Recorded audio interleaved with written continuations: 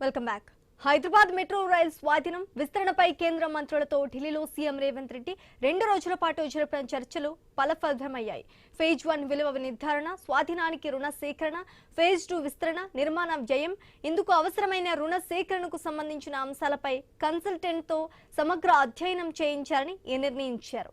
ఈ బాధ్యతను SBI cabs సంస్థకు అప్పగించనున్నారు. హైదరాబాద్ మెట్రో రైల్ స్వాధీనం విస్తరణపై సోమవారం రైల్వే శాఖ మంత్రి అశ్విని వైష్ణవ్తో కేంద్ర మంత్రి కిషన్ రెడ్డి, సీఎం రేవంత్ రెడ్డి చర్చించారు. కేంద్ర గృహ నిర్మాణ, పట్టణ వ్యవసాయాల శాఖ మంత్రి మనోహర్ లాల్ ఖట్టర్తో ఆయన నివాసంలో ఇద్దరు సమావేశమయ్యారు.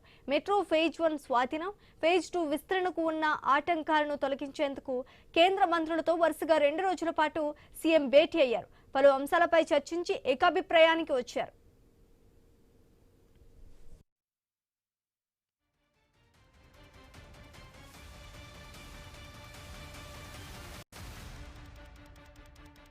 మెట్రో ఫేజ్ 1ను మెట్రో ఫేజ్ 2కు విస్తరించాలనే ప్రభుత్వ ప్రయత్నాలకు మొదటి నుంచి అనేక అడ్డంకులు ఎదురవుతున్నాయి.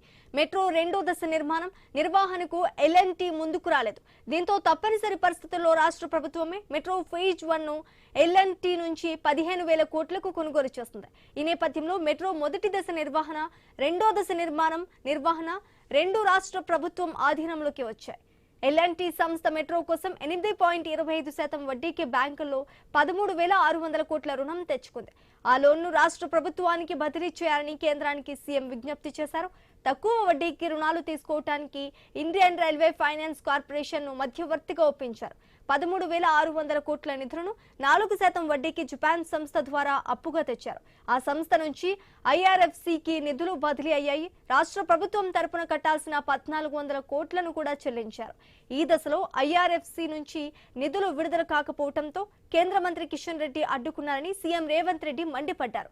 దీనిపై కిషన్ రెడ్డి కూడా సమాధానం ఇచ్చారు. రాష్ట్ర అభివృద్ధిని తాను అడ్డుకోవటం లేదంటూ స్పష్టం చేశారు. ఈ క్రమంలోనే కిషన్ రెడ్డికి సీఎం లేఖ రాశారు. ఈ సమస్య పరిష్కారానికి మీరే చొరవ తీసుకుని రైల్వే మంత్రితో త్వరగా సమావేశం ఏర్పాటు చేయించాలని కోరారు.